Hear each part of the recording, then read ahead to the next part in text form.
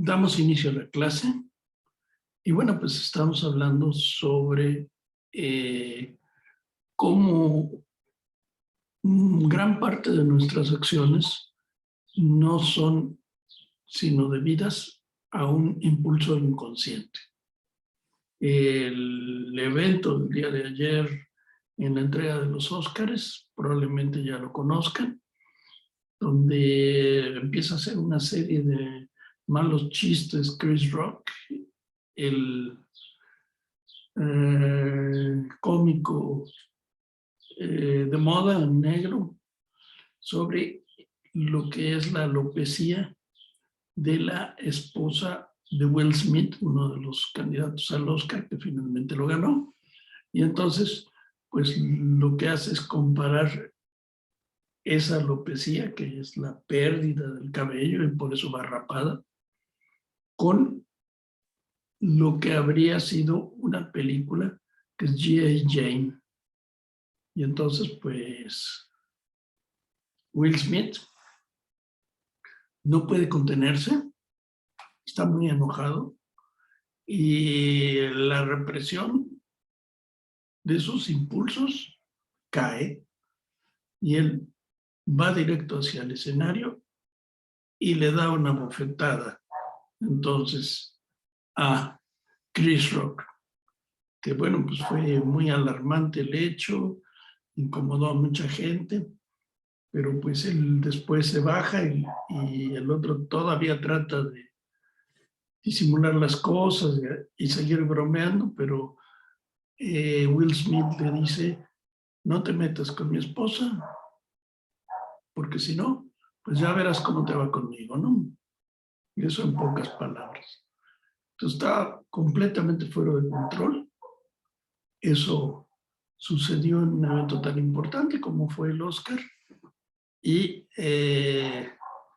lo que nos demuestra es precisamente que no somos conscientes de cometer actos como el que él cometió.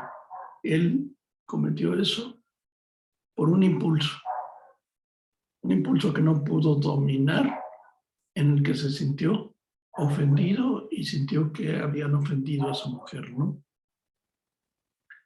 No sé si fue una ofensa del todo, era un mal chiste sin duda, pero de alguna forma pues ellos hasta se estaban riendo un momento antes de que todo esto sucediera, ¿no? Entonces dice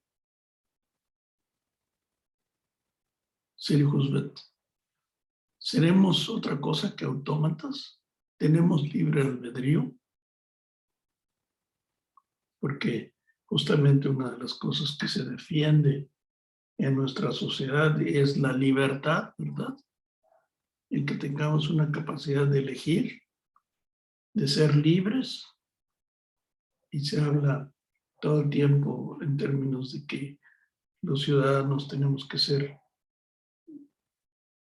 libres y que la libertad es parte de la democracia que vivimos, supuestamente.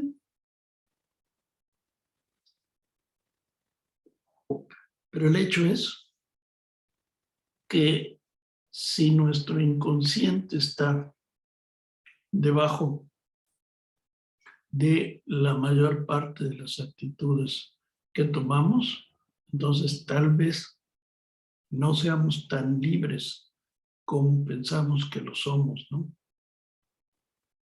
Y bueno, pues esto, Freud se refería a las formaciones del inconsciente como muestras de que esa libertad no existe del todo, ¿no? Por ejemplo, los síntomas, decía, son parte de las formaciones del inconsciente. También hablaba de los sueños, de los actos fallidos, de los errores de la escritura y palabra y de los olvidos. ¿Qué es un síntoma? Es algo que aparece como una formación a la mitad entre un impulso inconsciente y la represión. El síntoma podría ser, por ejemplo, en la histeria, la parálisis de las piernas por un impulso inconsciente que llevaría a caminar a una mujer en una dirección en la vía del cuñado, por ejemplo. Estoy pensando en un caso de Freud, donde pues el esposo de la hermana de esta paciente es muy guapo y ella se encuentra muy atraída hacia él y de pronto, pues por azares del destino, muere la hermana. Entonces, dentro de esta mujer, el impulso hacia ese hombre crece y se dice a sí misma que ahora podría ella casarse con el hermano. De hecho, conozco un caso precisamente en donde una cuñada, ¿verdad? Con la muerte de su hermana, se casa con el cuñado. Y entonces, pues, se unen, ¿no?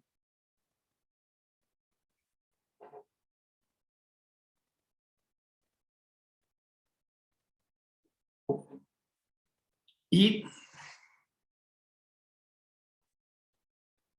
en el caso de la paciente de Freud, el síntoma consiste en que la paciente pierde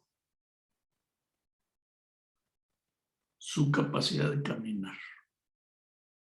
Se le paralizan las piernas, que es una forma de manifestación de la censura, que le está diciendo, tú no vas a caminar en la dirección de tu deseo.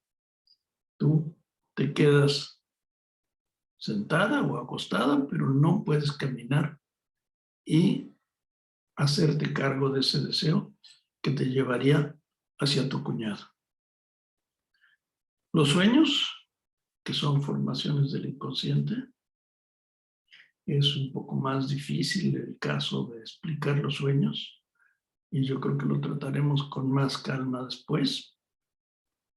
Déjenme decirles ahora solo que el sueño, según Freud, todos los sueños son realizaciones de deseos. Es muy claro, ¿verdad? En el caso de los sueños eróticos, donde pues es el objeto del deseo, está a la vista, ¿no? Y bueno, pues desde muy jóvenes todos tenemos deseos eróticos y esos deseos eróticos van a mostrar precisamente nuestras tendencias, nuestros impulsos y la realización incluso de nuestros impulsos. Pero los deseos en el sueño no siempre son explícitos, sino aparecen justamente traducidos a un lenguaje que no los hace tan claros. Entonces los sueños a veces son confusos, extraños, se presentan una y otra vez de la misma manera ante nosotros, pero el asunto es que estos sueños lo que nos provocan es, por ejemplo, pesadillas. Y ustedes me dirán, pues, ¿cómo está el deseo ahí establecido? El asunto es que el deseo se encuentra oculto, no se encuentra establecido de manera directa, sino hay un laberinto alrededor de esa manifestación del deseo. Y el sueño lo que hace es presentar imágenes diversas. De hecho, muchas veces no nos acordamos de nuestros sueños. Y despertamos y nos decimos, creo que soñé con algo, pero no nos recordamos qué. Y el asunto es que si no nos recordamos de los sueños, es porque no deseamos recordar nuestros deseos, porque esos deseos no son socialmente aceptados.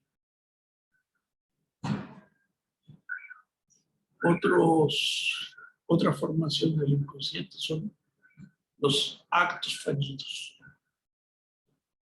¿Qué es un acto fallido? Cuando hacemos algo en lugar de otra cosa. Por ejemplo, un acto fallido es, ahora está tan de moda los WhatsApp, por ejemplo.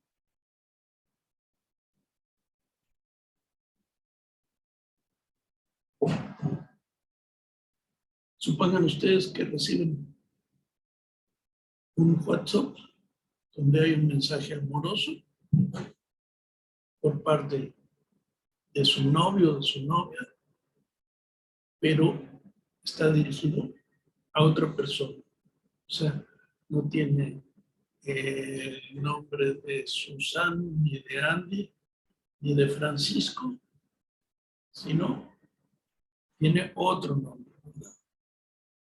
Podría ser el nombre de José, ¿verdad?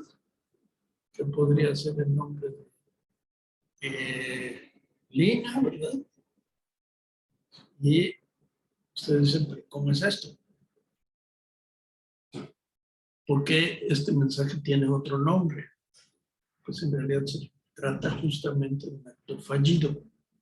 Y un acto fallido quiere decir en este caso que se ha cometido un error, que lo que revela es que hay otra persona a la que va dirigida ese mensaje, que no son ustedes. Por ejemplo, pues recién que los correos electrónicos estaban en boga, pues había gentes que se sorprendían porque muchas veces pues no estábamos acostumbrados a los correos electrónicos, pues llegaban a recibir correos electrónicos dirigidos a su correo electrónico, pero con un mensaje que no era para ellos, ¿no? Y esto al principio fue muy frecuente, después las personas se hicieron más cuidadosas, ¿no? Y los actos fallidos también puede ser, por ejemplo, supongamos que un hombre casado quiere irse de reventón o irse con algún amante que tiene, espera a que la casa de alguna manera llegue a un momento de calma, de oscuridad, y se va. Pero se le olvidan las llaves. ¿Qué quiere decir? Que cuando regrese, tiene que tocar la puerta, y esa forma de tocar la puerta lo que va a demostrar ante su mujer, por ejemplo, es que cometió una tropelía. Eso es un acto fallido. Errores en la escritura y palabra, cuando se quiere decir una cosa por otra. En YouTube está lleno de estos ejemplos. No, esos errores en la escritura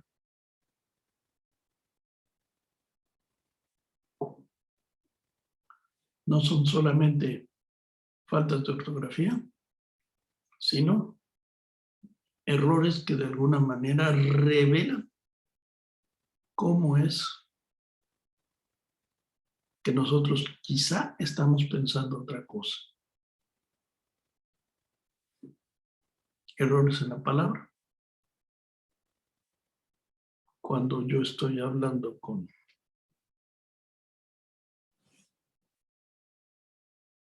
qué sé yo,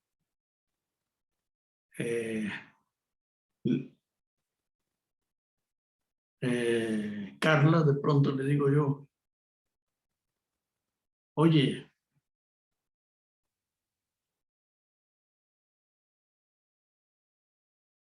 Andrea, ¿por qué? ¿Por qué cambio el nombre? Y Carla lo que me dice es, ¿por qué me dices Andrea?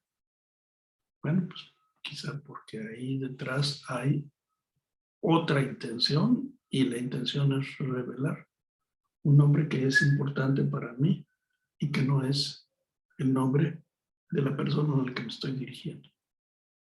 ¿De acuerdo? Y los olvidos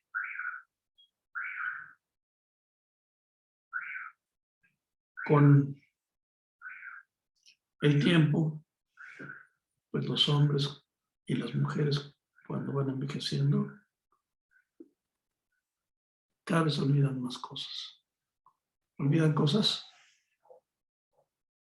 de momentos importantes de su vida, olvidan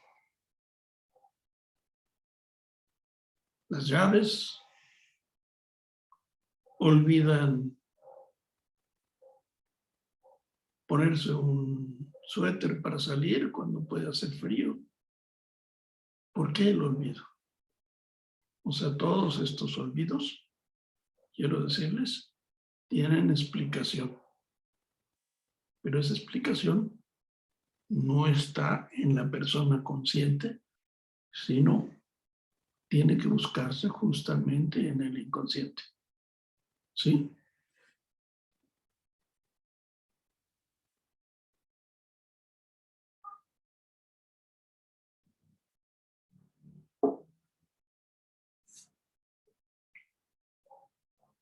Y todas estas formaciones del inconsciente precisamente son las que determinan nuestra libertad.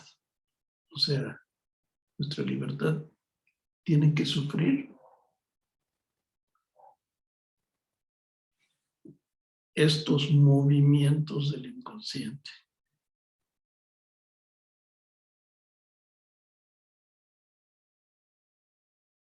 Aquí, por ejemplo, Sirio Roosevelt habla de que a pesar, dice, de que no deseemos realizar ciertos movimientos, podemos vetarlos o inhibirlos. El libre albedrío consciente funcionaría como un gran no. No voy a pegarte a pesar de lo que siento crecer en mi interior, el impulso de hacerlo. Pero, pues por ejemplo, lo que vemos es que Will Smith no pudo vetar el impulso de darle un bofetón a Chris Rock.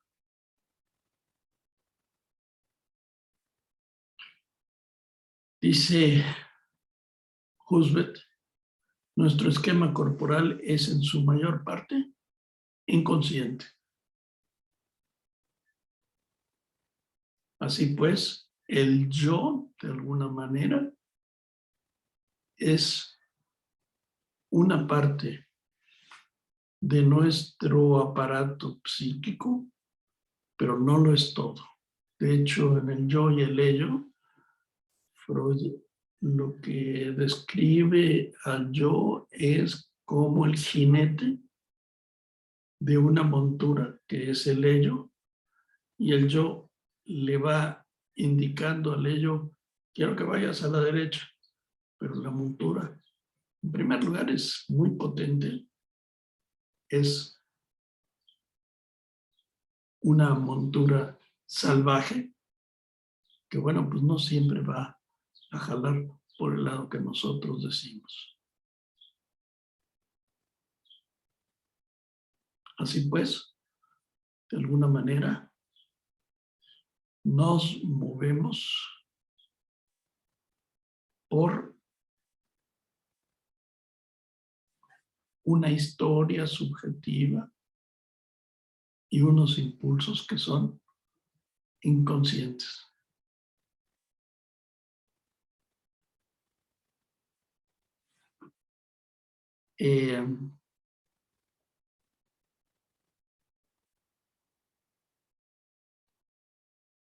A diferencia de las máquinas, porque nuestra memoria no es una memoria como la de las máquinas, nuestra memoria es afectiva.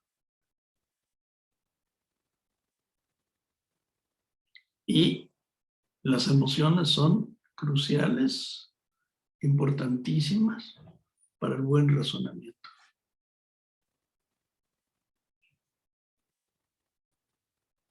William James decía, toda acción es una reacción al mundo exterior. Y el estadio intermedio de la consideración, la contemplación o el pensamiento no es más que un lugar de tránsito. El fondo de un circuito cuyos dos extremos están conectados con el mundo exterior. La corriente de la vida que nos entra por los ojos y las orejas sale por nuestras manos, pies, labios. Así pues, el modelo de experiencia subjetiva que presenta James es dinámico, incluye el mundo que percibimos, con todo lo que implica. Olores, sonidos, imágenes, sensaciones, emociones. Otras personas, pensamiento y lenguaje. Todo eso es un nosotros. Husserl, un filósofo que pues inventó la fenomenología y es contemporáneo de Freud, también alumno, al igual que Freud, de Brentano, establecía una distinción entre dos sentidos de lo corporal, que sería el cuerpo físico, Körper, y Leib. Leib es el cuerpo vivo. Körper es el cuerpo físico.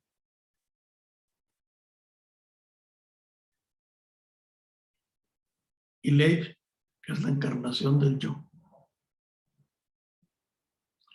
El mundo subjetivo es un mundo intersubjetivo entre el yo y el tú.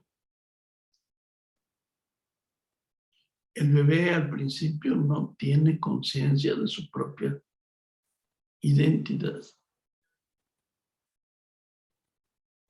Sin embargo, pues su entrada al mundo, como dice Otto Rank, es un trauma de nacimiento. En principio está dentro de la madre,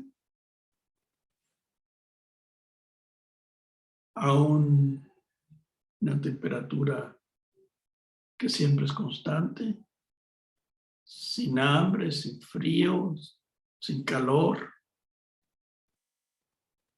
sin sed. Y bueno, pues cuando sale al mundo, lo que se encuentra es que el mundo es completamente distinto a el lugar que era la panza de mamá. Y por eso Otto Rank le otorgaba un papel tan importante al nacimiento y hablaba en términos de trauma. E intentó también unir este evento a lo que eran otros conceptos freudianos tan importantes como era el Edipo, la castración, lo que sería la envidia del pene. Y decía que el nacimiento era tan importante como todos estos eventos.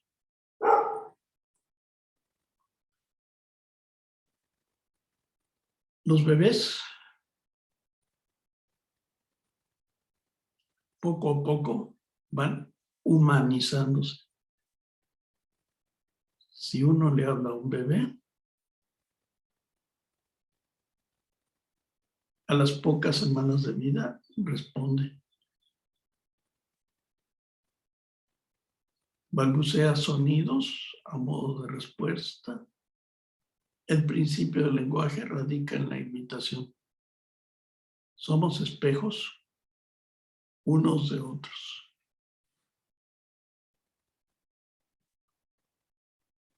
El primer espejo para la construcción del yo del niño es la madre.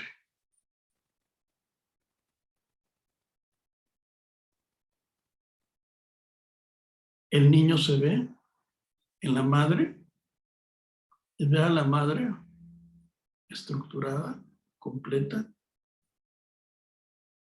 La ve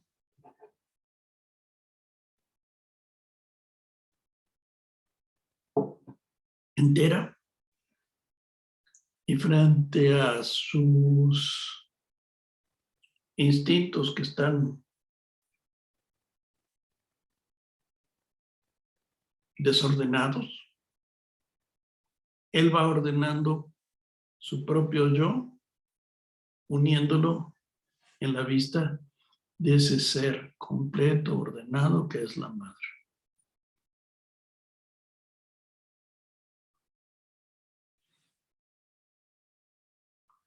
Dice Winnicott, cuando miro se me ve, por lo tanto existo. Ahora puedo permitirme mirar y ver. Ahora miro la forma creadora y lo que apercibo también lo percibo. En verdad no me importa no ver lo que no está presente para ser visto, a menos que esté cansado.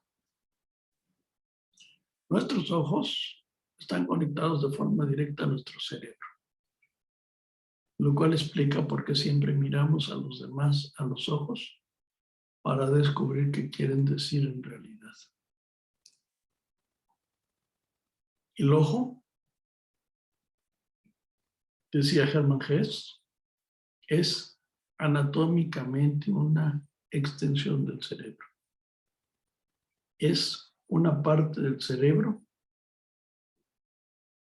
que está a la vista.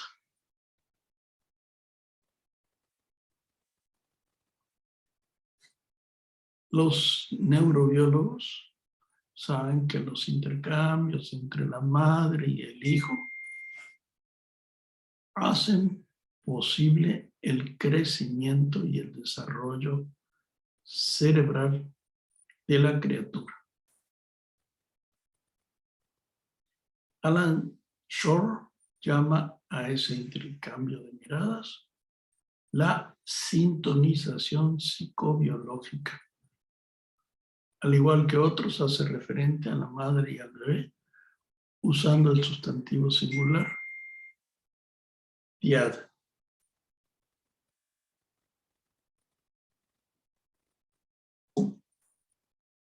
Un nudo que une a dos en uno.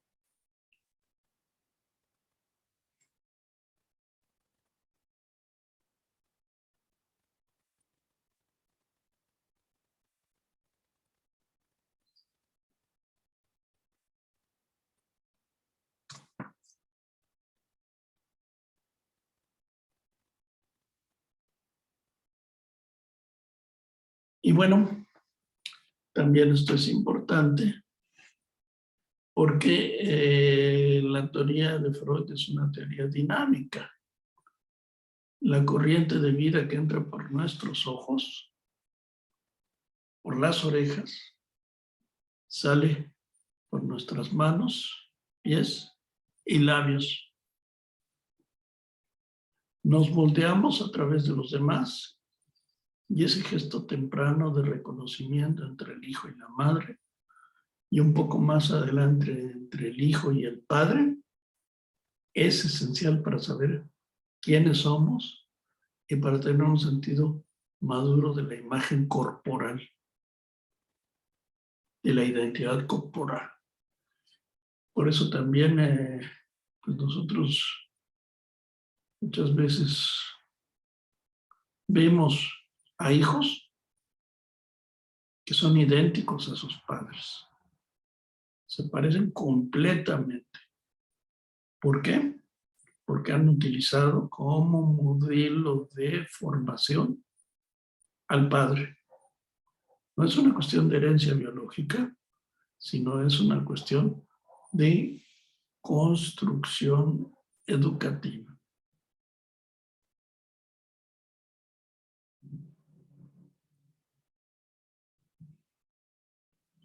Los niños adquieren un yo a través de un tú.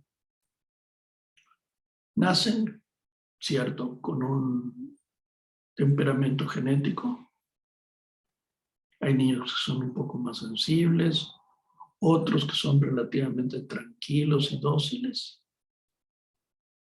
Pero ese yo no viene dado de antemano, sino que va a formarse sobre la marcha en la familia.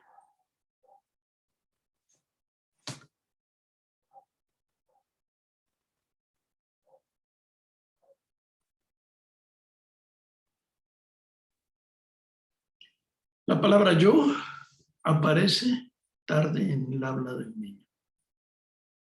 El pronombre yo solo adquiere todo su significado cuando el niño lo usa, no como un símbolo individual, para designarse como persona, sino cuando comprende que todas las personas que ve son un yo para sí mismas y un tú para los demás.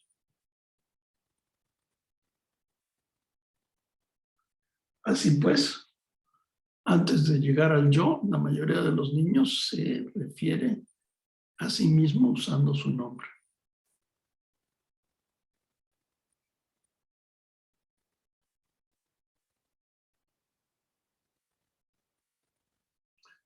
Dice aquí Husbet, recuerdo que mi hija decía Sofía zanahoria en lugar de yo quiero una zanahoria. También Freud relata que su hija Ana decía Ana fresas, como tratando de incorporar las características de las fresas a su propio ser.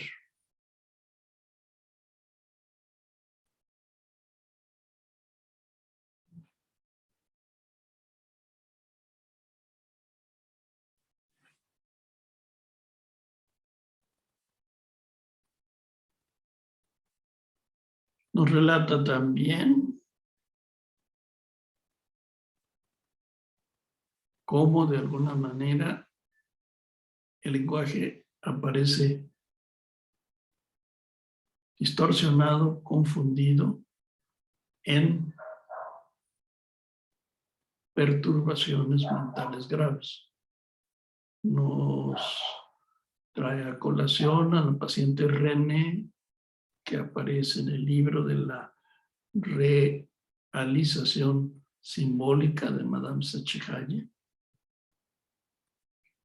René llega a llamar a su terapeuta mamá.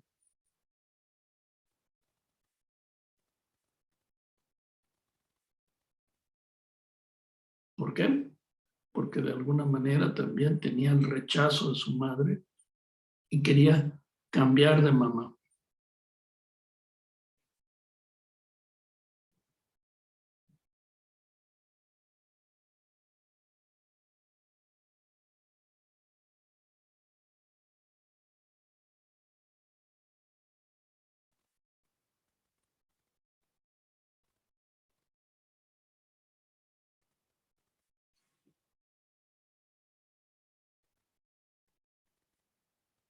La palabra que usó Freud para referirse a la parte inconsciente del ser fue ello, das es, que en inglés se convirtió en it. Es un término prestado, tomado de la obra de George Grodek, y es una obra muy importante, la suya, el libro del ello, en donde habla de esa parte que anima lo desconocido. Es una fuerza enorme, maravillosa, que es fundamental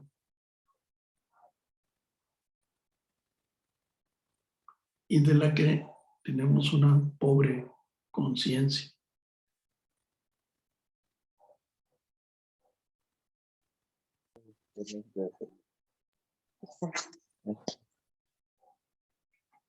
¿Alguien quería decir algo?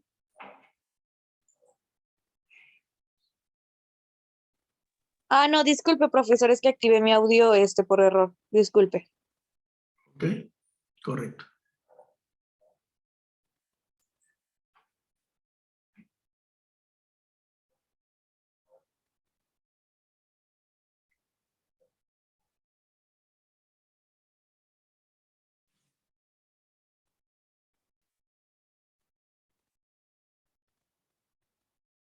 El, dice Husband, instinto más arraigado que tenemos los animales es el de la supervivencia. Todo nuestro ser ha sido seleccionado para continuar su existencia y superarse a sí mismo. Es probable que todos los animales posean un sentido de su propia vulnerabilidad y mortalidad. La conciencia, la amenaza y el comportamiento defensivo son cruciales para la supervivencia. Pero es probable que seamos los únicos animales capaces de prever nuestra propia muerte. No nos gusta pensar en el final. Lo reprimimos, lo bloqueamos, sin embargo sabemos que está ahí. Y el enfrentamiento con la muerte pues trae una serie de eventos traumáticos, por ejemplo un accidente de automóvil, pues después lo que hace es que nos cueste trabajo volvernos a subir a un auto. A mí me ha sucedido eso, que he tenido un par de accidentes en donde pierdo el automóvil, ¿no? Completamente. Y después se me hace muy difícil volver a manejar, ¿no? Por ejemplo.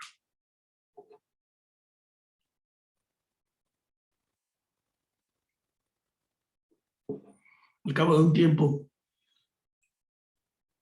recupero mis posibilidades de manejar y después, pues, ya no tengo ese problema, pero es muy difícil enfrentar precisamente a la muerte.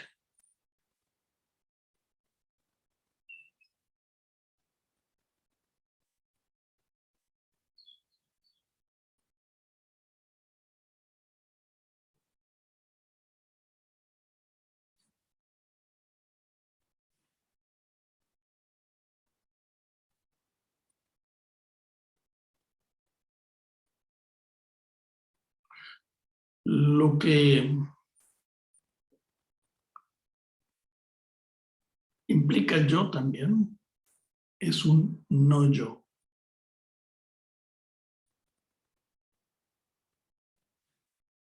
Fuerzas animales de deseo y agresión que llevamos por dentro. O la terrible realidad de que esos poderes de vida no son eternos, que acaban en un cadáver, en una cosa inanimada, en algo que una vez fui yo y ahora es un eso. Por ejemplo, cuando vamos a un funeral y se está velando a un muerto, nos acercamos a ver la figura y es triste porque es alguien que nosotros vimos con vida y ahora lo vemos maquillado. A lo mejor se ve hasta mejor con el maquillaje que como estaba ya en vida, ¿no? Pero está muerto. No puede moverse, no puede ya hablar. Está habitado por la muerte y diciéndonos también a nosotros que tarde o temprano nosotros estaremos allí de la misma manera.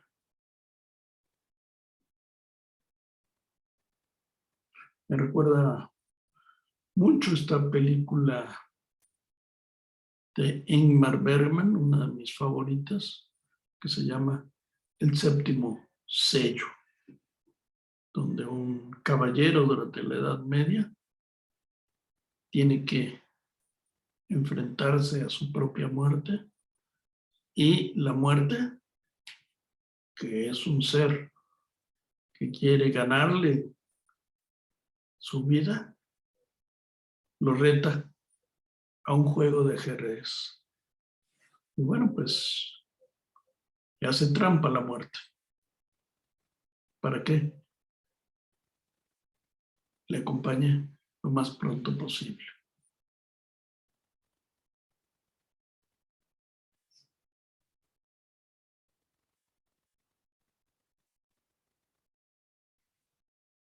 Y bueno, pues creo que aquí en México, en noviembre, justamente lo que tenemos como tradición es poner a nuestros muertos en un altar. Aquí en la casa de ustedes hago esta costumbre donde ponemos las fotos de las gentes que fueron nuestros parientes, nuestros amigos, que nos han acompañado. Y también ponemos la foto de una que otra figura que nos ha marcado nuestro destino. Cuando yo pongo el altar de muertos, por ejemplo, pues no llega a faltar Freud ni Charles Chaplin, ¿no? Que son parte de mi vida, aún ellos estando muertos, ¿no?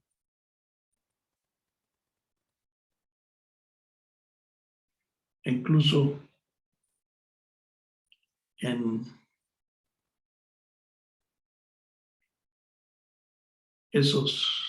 en ese tinglado, ¿verdad?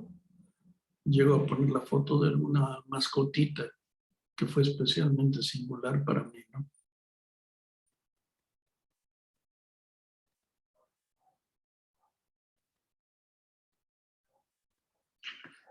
Por eso también tenemos elementos para comprender cuál es el conflicto de Sir Husband. Sir Husband está muy mortificada porque lo que no acepta es la muerte de su padre. Murió, pero ella no lo acepta. ¿Cómo es posible que yo no estuve además junto a su lecho de muerte. ¿Cómo es posible que lo perdí?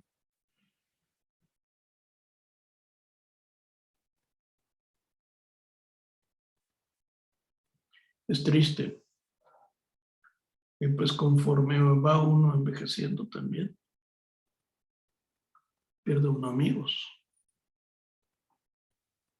Yo, mis dos mejores amigos ya los perdí. No los puedo recuperar. Lo único que tengo es su memoria, ¿no?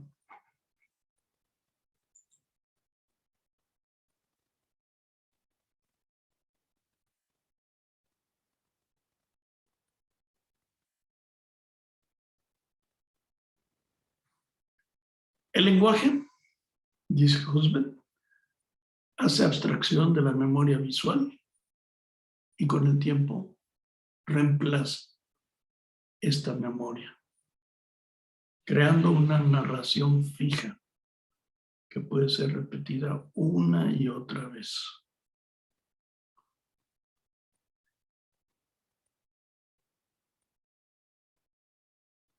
Así pues, el lenguaje va sustituyendo los eventos teatrales que hemos vivido. Y por eso podemos leer. Susan Sontag acabo de ver, más bien una escritora norteamericana, acabo de ver una frase muy significativa que hizo hace unos 30 años y en la que revela su lucidez, su inteligencia. Susan Sontag decía que habrá un día, y lo dijo hace como 30 años, en que los libros serán interactivos, que nos ofrecerán diferentes finales y que nos ofrecerán poner las cosas en diferentes lugares. Un poco como al estilo de Rayuela, ¿verdad? Pero el asunto es que, de Julio Cortázar, el asunto es que poco a poco la lectura ha sido sustituida por el audiolibro y las imágenes, que es una manera de llevarnos hacia una falta de pensamiento.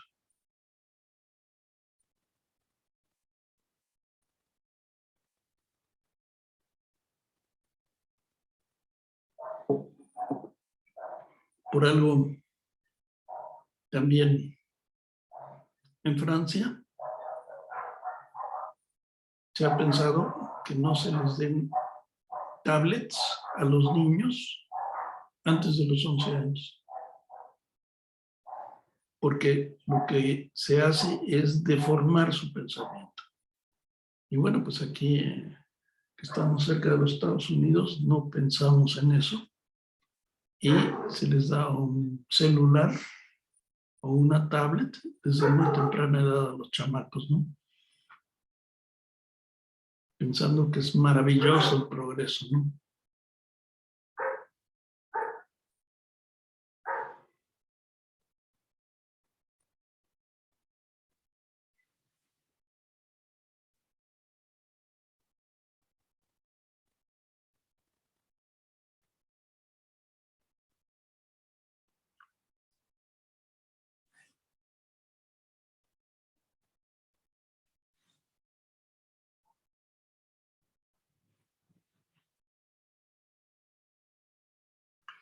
Vamos a dejar por hoy la clase aquí. Les pido que me disculpen, pero tengo un compromiso pendiente. y nos vemos el próximo miércoles. Espero que ya pronto terminemos este libro para pasar a otra cosa, ¿no? A mí se me ocurre la lectura del libro ¿Qué es la locura? De Darian Lieder. Es un libro formidable, simple, maravilloso, que creo que les va a ayudar mucho a comprender, pues, este asunto de qué es la pérdida de la razón, ¿no?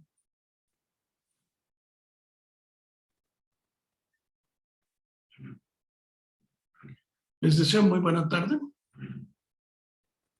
Estamos en contacto. Gracias, profe. Igualmente. Buena tarde. Perdón, profe. Gracias.